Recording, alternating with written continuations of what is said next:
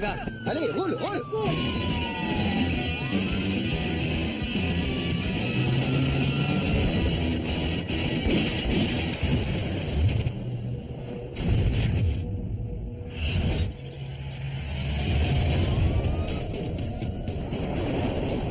Je m'appelle Tommy Valdez. Mon surnom, c'est Colero. Ça veut dire le lapin. C'est parce que les flics me coursaient tout le temps. J'étais recherché pour vol à main armée, voie de fait avec armes et des délits effectués avec des armes. Ma fille criait, elle pleurait, elle voulait que ça s'arrête.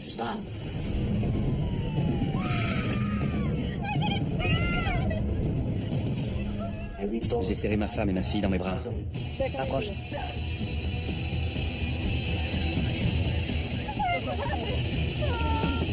Sors! D'accord, du calme. Ma petite fille, elle hurlait de peur. J'ai peur. Je voulais rester. J'étais pris.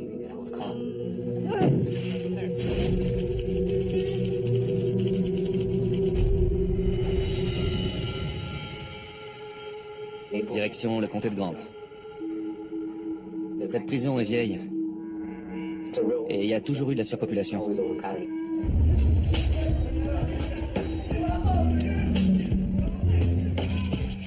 Il y avait des bagarres, sans arrêt. Les gangs étaient séparés.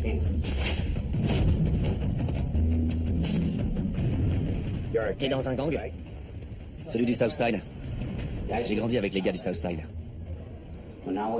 À 13 ans, j'ai commencé à partager la vie du gang, à commettre des délits, à vendre de la drogue. Je touchais à tout. On était au dernier étage. On avait tous grandi ensemble. On se connaissait. On était un peu en famille. Jonathan Rodriguez fait partie du gang. C'est mon meilleur ami. Son surnom, c'est Snoopy. Il avait été arrêté quelques semaines avant moi. Il m'a demandé pourquoi j'étais là. Je me suis fait choper. Je te connais, toi. Arturo? Ça gaze? Ça fait plaisir. Arturo attendait sa condamnation. Ça gaze? Il allait écoper d'au moins 25 ans. On allait en prendre pour un max. C'est ma niña. J'allais prendre au moins 10 piges, et ça me disait rien. Tommy Valdez est un homme dangereux. Il a une mentalité de voyou et il vous tuerait sans y réfléchir à deux fois. Arturo Torres faisait partie d'un gang de Californie. Et c'est lui qui avait apporté cet état d'esprit. Jonathan Rodriguez était dingue. Il n'avait pas peur de se servir d'une arme. Mis ensemble, ces trois individus formaient un mélange explosif. Tous les trois, on était pareils. On voulait sortir et retrouver nos gosses, nos proches, notre famille, notre mère. Vous comprenez? Alors, en partant, J'aime bien cette façon de penser. on n'avait qu'une idée en tête. Ficher le camp. Mais ça s'annonçait difficile. La prison est derrière le tribunal. Les deux bâtiments partagent le même parking. Et la prison du comté est reliée au bureau du shérif qui est ouvert 24 heures sur 24. Donc le coin est bourré de flics.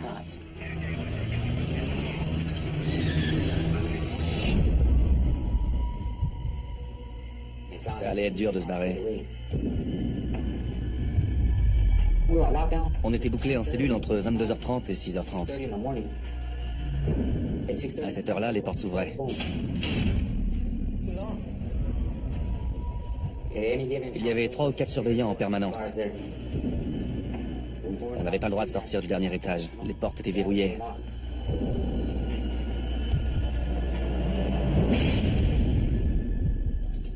Mais on voulait s'évader. Alors on a cherché une solution. Mais on nous surveillait 24 heures sur 24. Une caméra filmait la salle commune et le couloir principal. À côté des cellules 8 et 1, Il y avait une caméra orientée dans les deux directions. Au poste de surveillance, on regardait les moniteurs 24 heures sur 24 et 7 jours sur 7. Il a fallu déjouer la surveillance. Les caméras du couloir étaient fixes. Les deux. On a essayé d'évaluer ce qu'elles filmaient. Vu comme elles étaient orientées, on s'est dit qu'il y avait un angle mort à un bout du couloir.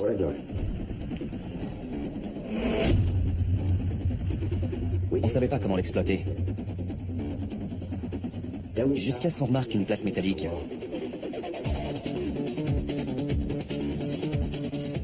Ça devait être l'accès à la tuyauterie. Mais on pouvait peut-être sortir par là. Mais comment? On a cherché un moyen de défaire les vis.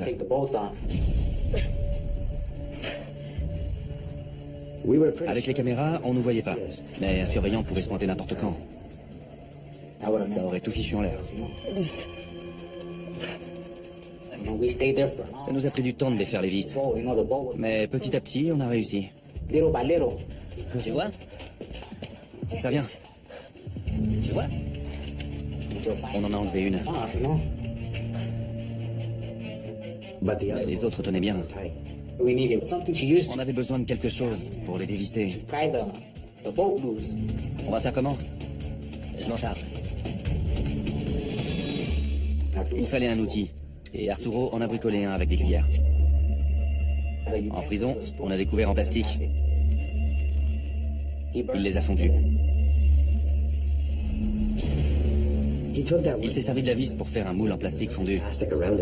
Une fois refroidi, il s'adaptait parfaitement aux autres vis. Il a réussi à fabriquer une espèce de clé et on s'en est servi.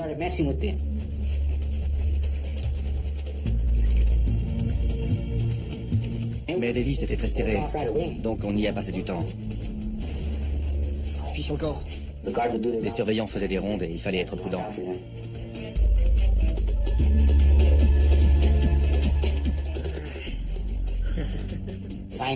On a défait toutes les vis avec la petite clé d'Arturo.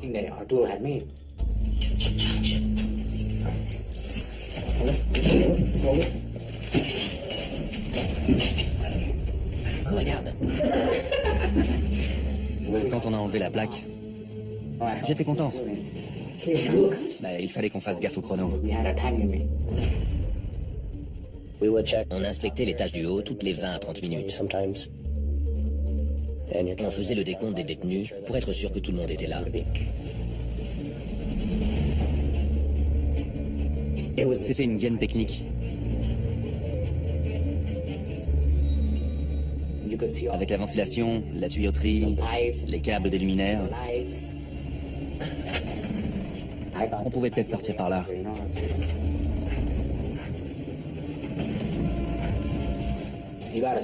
Il fallait escalader les tuyaux pour atteindre le toit.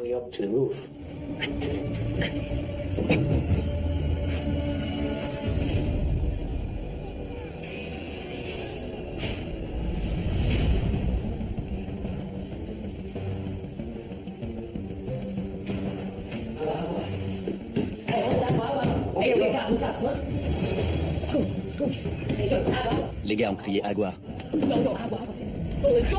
C'est de l'argot pour dire qu'un maton arrive. Sors, vieux! Allez, allez! C'était cuit.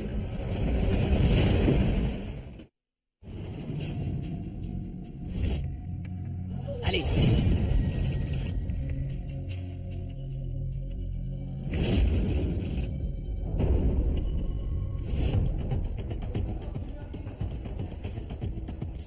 Les surveillants se pointaient.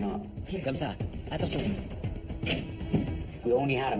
On n'avait qu'une minute ou deux pour remettre la plaque et toutes les vis. On a eu un coup de stress. Combien de temps? Snoop est intervenu. Alors, quoi de neuf? Il a fallu tout remettre à l'identique. Et sans se faire remarquer. Alors, ce match? Finito. C'est bon. Ça a été chaud. On a failli se faire passer. Il fallait trouver un moyen d'exploiter la gaine technique pour sortir.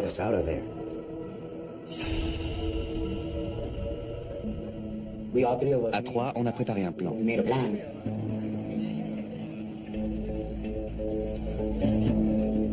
La gaine technique était à côté de nos cellules, au dernier étage.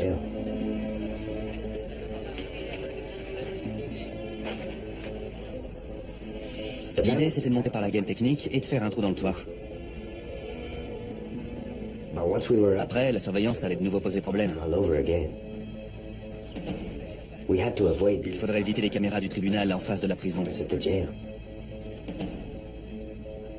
Il faudrait ramper sur 15 mètres et descendre sur un toit plus bas. Celui du bureau du shérif. Il était de l'autre côté de la prison, mais son toit était moins haut. Il faudrait sauter du haut du bureau du shérif et courir sans qu'aucun flic nous remarque. C'était dingue, mais il n'y avait pas d'autre possibilité. Une autre idée? Il fallait percer le toit. La seule solution, c'était de mettre la main sur des outils industriels. Mais en tôle, ça court par les rues. Il y a forcément moyen de percer. On cherchait une idée.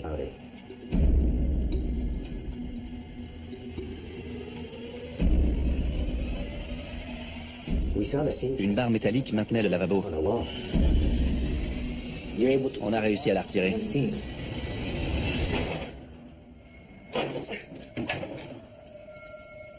La barre fait une trentaine de centimètres et elle plie pas.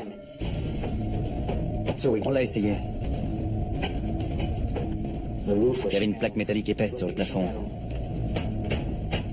Il fallait se tenir en équilibre et utiliser ses deux mains. On a percé le métal comme ça. C'était dur. On bossait à tour de rôle. Je montais pendant 1 heure. Je travaillais. Arturo me remplaçait. Il bossait jusqu'à ce qu'il soit crevé. Et Jonathan y allait.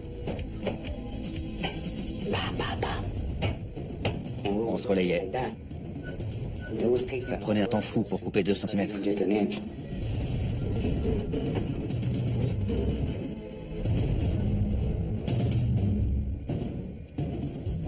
On avait l'impression qu'on n'y arriverait jamais.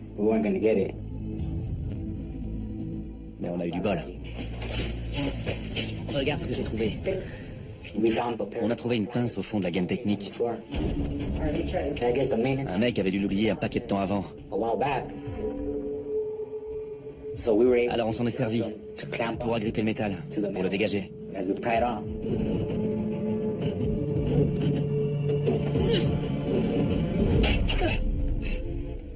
Un vrai ouvre-boîte.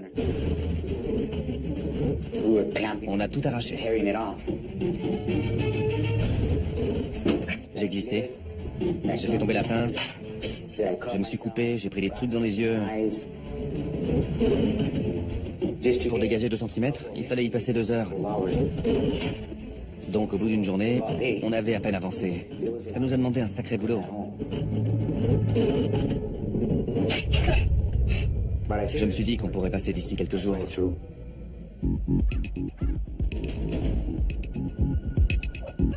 On a préparé ce qu'on ferait une fois dehors. Les flics seraient vite sur notre dos. J'ai un plan, essaie. On va chez notre pote. On connaissait quelqu'un qui nous aiderait à quitter la ville. On savait qu'il nous filerait tout ce qu'il nous fallait. Des armes, de l'argent, tout. Je sentais l'excitation monter en moi. On finissait le trou et on fichait le camp. De l'autre côté de la plaque métallique, il y avait une épaisseur de polystyrène ou de fibre de verre.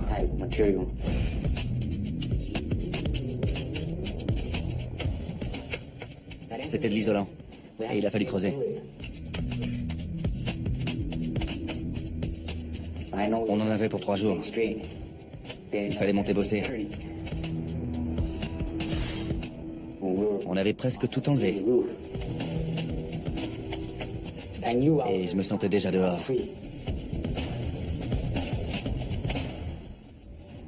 Mais ça n'a pas été aussi simple.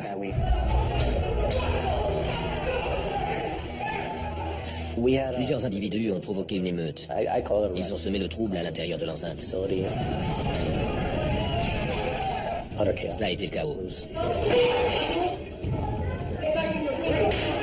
Ils refusaient d'être enfermés.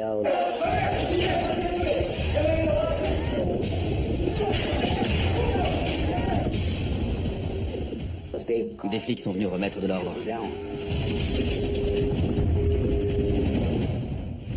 Agua, amène-toi, c'est l'heure. Allez, allez.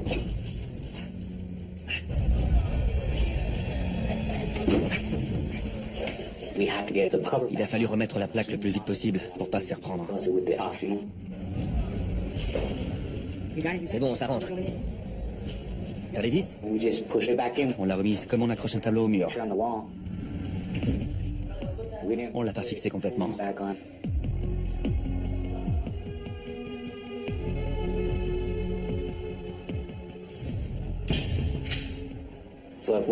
Si un des surveillants avait appuyé dessus avec la main, la plaque serait sûrement tombée. Bonjour l'angoisse.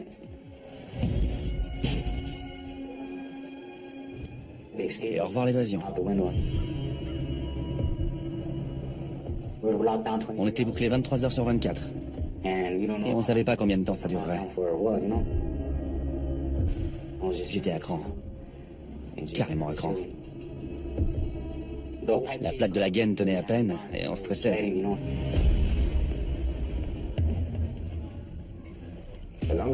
Plus on attendait en cellule, plus les surveillants risquaient d'en découvrir l'accès.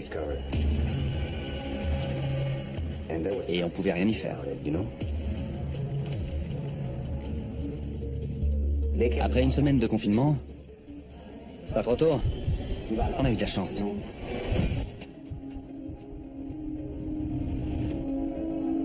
Personne n'a rien vu. Mais plus question de prendre des risques. Il fallait partir le soir même. Parce que les surveillants allaient trouver le trou.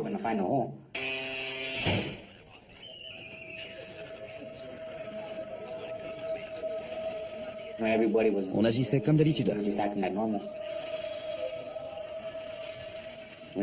Après le passage de la surveillante, on avait une demi-heure devant nous.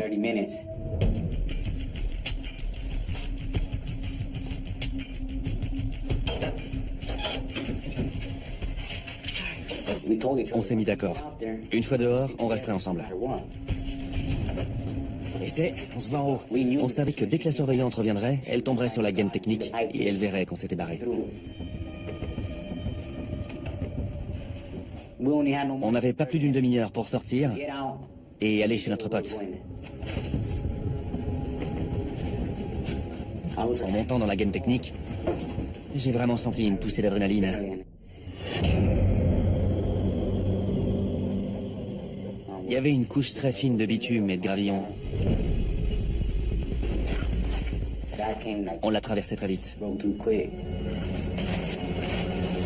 Tiens ça. Arturo m'a fait la courte échelle pour que je puisse passer par le trou. Je me suis faufilé.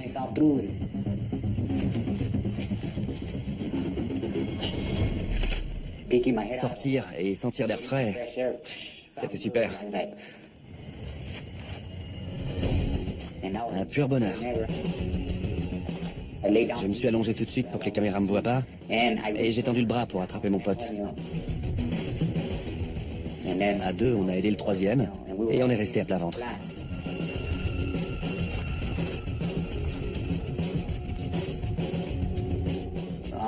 Je voulais pas qu'on nous repère. Il y avait des caméras. Elles étaient sur le pourtour du tribunal, et je savais pas si on nous voyait. L'adrénaline continuait de monter.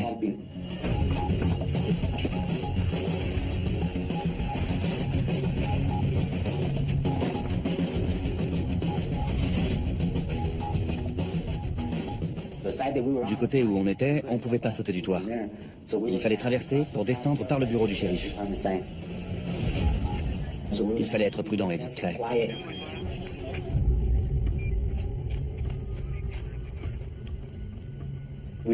On entendait des gens discuter devant le commissariat. On était au-dessus du toit et les flics étaient en dessous de nous. Donc on a fait super attention. À l'intérieur, l'alarme allait être donnée d'un moment à l'autre.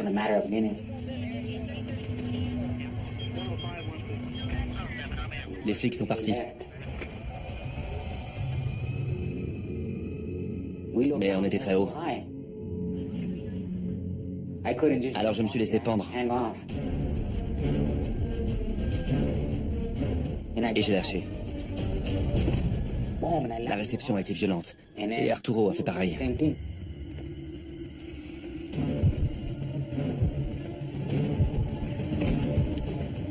C'est bon? Ouais. Jonathan a sauté. Faut filer. Mais il s'est fait mal à un pied. Il faut y aller. Il n'arrivait pas à se tenir debout. Non, il faut y aller. Il fallait s'éloigner le plus vite possible, avant que le coin grouille de flics. Il faut y aller.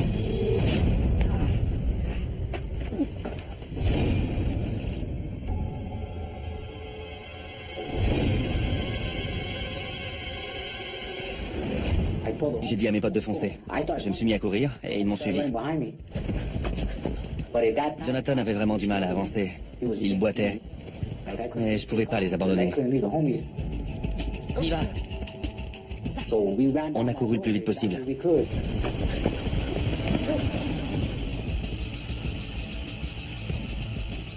Notre pote vit à l'autre bout de la ville. Il fallait qu'on arrive chez lui avant que l'alerte soit donnée.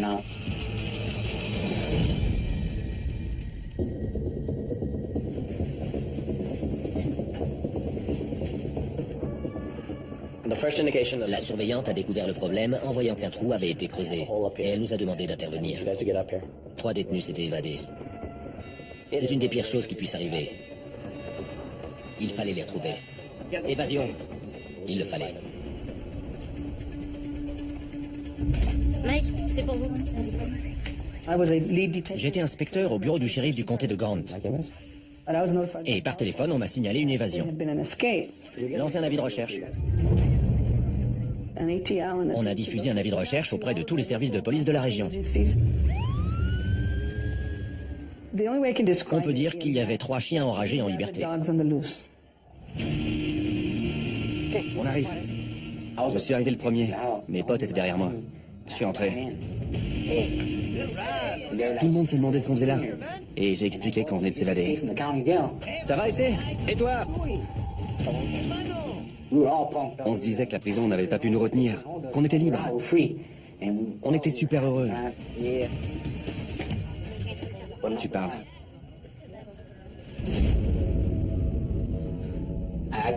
Dès que j'ai entendu la sirène, j'ai compris que les flics étaient en route. Fallait qu'on bouge. On est monté dans une voiture. Accélère. Décision a été prise de dresser des barrages routiers dans toute la région. S'ils avaient un véhicule, les fuyards se trouvaient dans un rayon d'une quinzaine de kilomètres. Une des filles du gang conduisait. On lui a dit de foncer parce qu'il fallait qu'on file avant que les barrages soient en place. Accélère.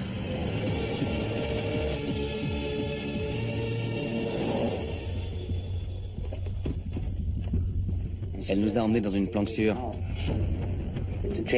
Une caravane paumée au milieu de nulle part. On risquait plus rien. On est sorti de la voiture. On a pris une grande inspiration. On a regardé le ciel, les étoiles. J'étais libre. C'était gagné. On a reçu un renseignement important le soir même. La description d'un véhicule avec 3 individus de sexe masculin à Arenas Valley.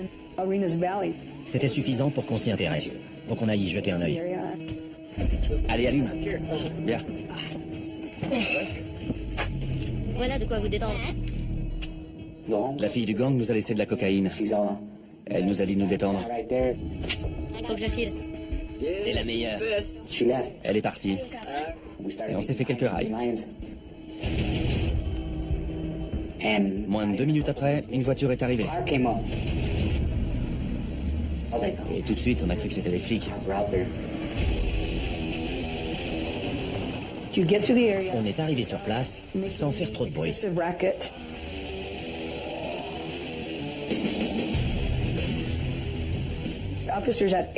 Les agents avaient toutes les raisons de considérer que les individus étaient dangereux, armés et prêts à tout pour rester en liberté. J'ai cru qu'on était cuits.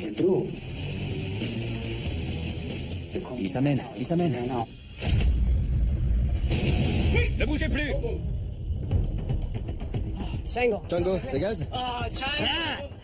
Heureusement, c'était pas les flics. Manifestement, nos renseignements n'étaient pas fiables. On ne savait absolument pas où étaient les fuyards. Et c'était très frustrant. Dans ce cas-là, on réexamine les renseignements et on se demande ce qu'on a négligé. Django, le cousin d'Arturo, est des nôtres. Ça gaz ici? C'est un bon copain. Il a apporté un gilet pare-balles, un AR-15, un 38 et des grenades.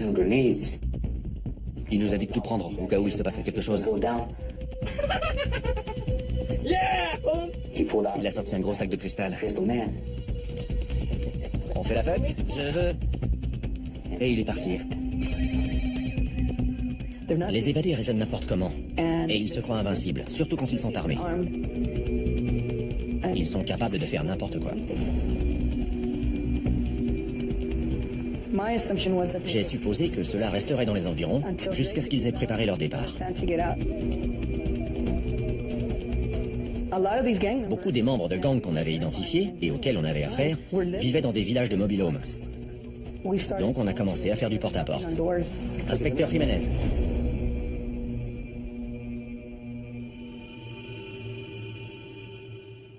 On s'est shooté.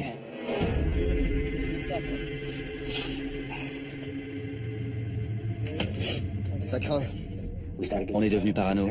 On croyait que les flics allaient débarquer. Snoop. Préparez-vous. J'entendais les sirènes et les talkie-walkie. Regardez. Mais qu'est-ce qu'on va faire? Il y avait quelqu'un. Essaie, qu'est-ce qui se passe? On avait des flingues. Pas question de se rendre. Ça allait se finir en fusillade. Quelqu'un approche, essaie. Je vois pas qui c'est.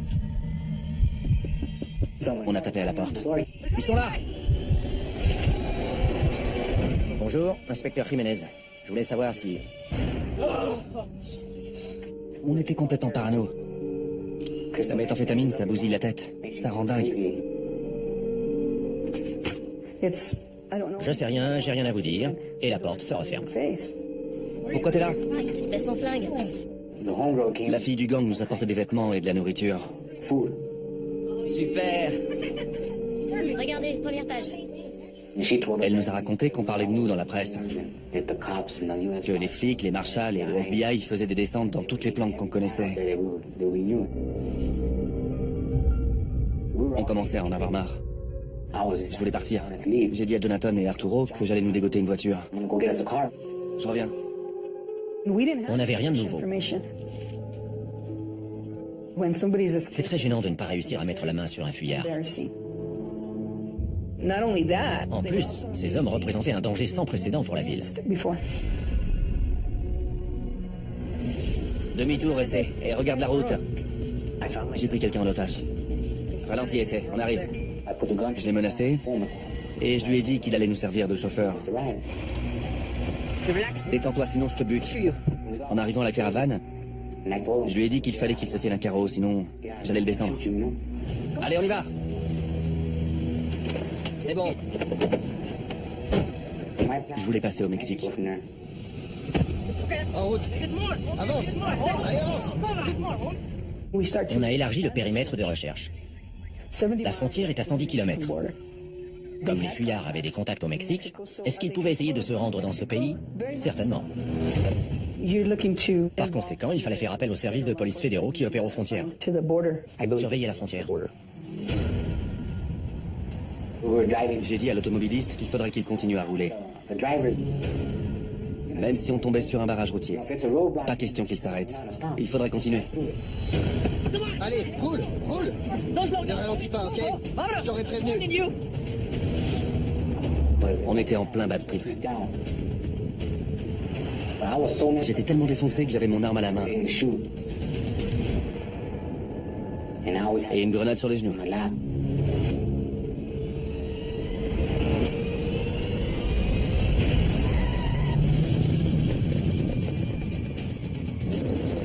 On a crevé. Il m'a dit qu'on avait crevé. Mais la roue de secours.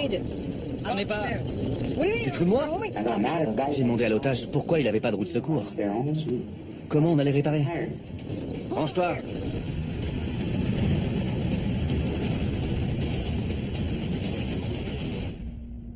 Je lui ai dit d'appeler quelqu'un pour réparer. Qu'on allait attendre.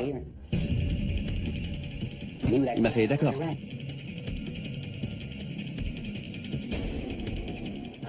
Sauf que, coincé dans cette bagnole, on faisait des cibles de choix.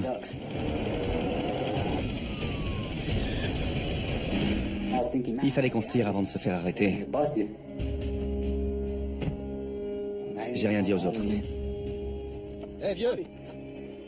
Je suis sorti de voiture et j'ai filé. C'est pour ça qu'on m'appelle le lapin. Je me retourne pas, je détale. J'ai appris que les évadés avaient pris un otage et qu'ils étaient sûrement à l'autre bout de l'État, à près de 160 km. C'était une bonne nouvelle. On avait enfin quelque chose d'utile et les taux commençaient à se resserrer. Retour sur la nationale pour faire du stop. Une voiture est arrivée. C'était la police des frontières. Merde. Je te donne le revolver.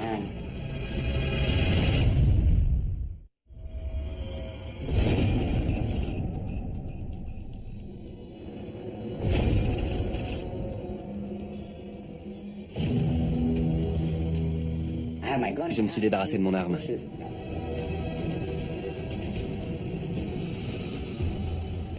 L'agent est sorti de la voiture et il m'a demandé ce que je faisais.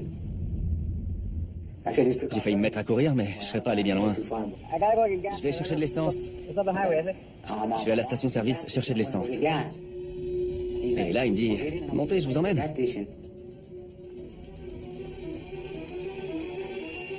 Je croyais que c'était ce qu'il allait faire. Mais il m'a emmené au poste frontière. Je suis arrivé au poste de la police des frontières sur l'autoroute I-10. Un agent m'a dit que son collègue venait de prendre un gars en autostop à la borne 118 et qu'il était à l'intérieur en train de téléphoner.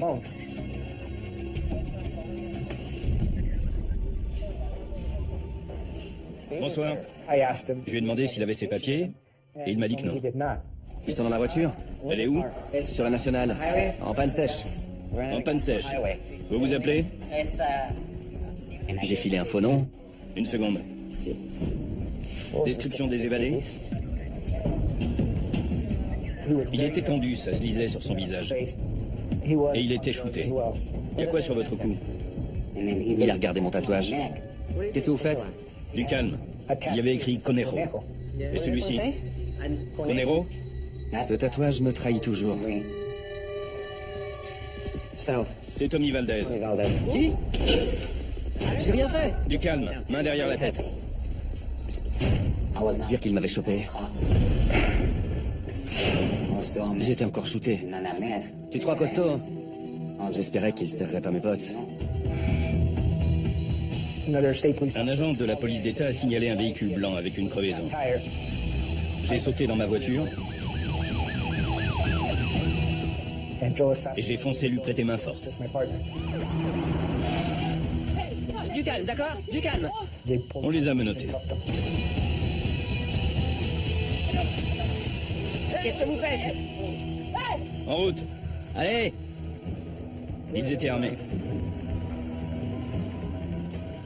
I said, okay. Une fois qu'ils étaient dans la voiture, on n'avait plus à s'inquiéter. About them anymore.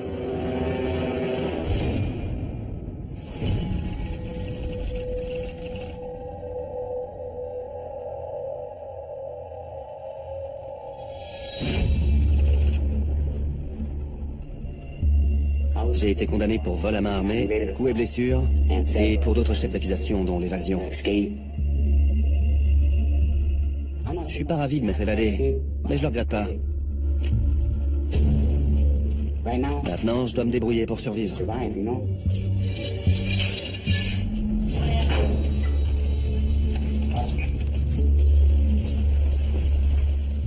Il n'a pas changé. Il a agressé des membres du personnel, des co-détenus. Il continue de vivre comme bon lui semble, sans se plier aux règles de la société. Il y a d'autres choses que je regrette.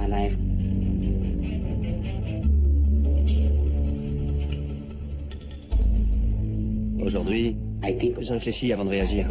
Je pense aux conséquences de mes actes sur mes proches, à qui je fais du mal depuis tant d'années.